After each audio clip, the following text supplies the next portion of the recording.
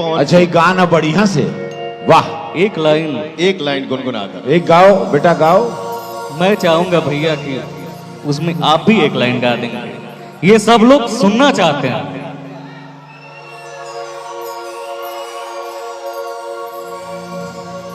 कि दूसरा के नाम के मेहंदी रचा के, दूसरा के नाम के मेहंदी रचा के,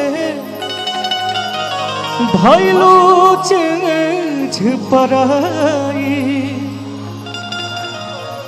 कि प्रीतिया और कितना सताई।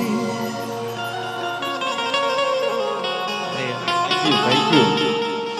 तो भैया हो अब चुकी कि दूसरा के नाम के मेहंदी रचा के,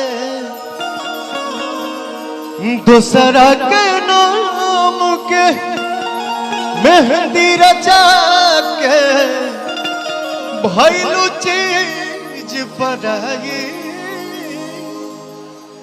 कि प्रीतिया और कितना सताई। लेकिन अभी हम लोग के सताई बा नो। कमरिया करेला पाला लॉलीपॉप लागे तू, कमरिया करेला पाला लॉलीपॉप लागे तू।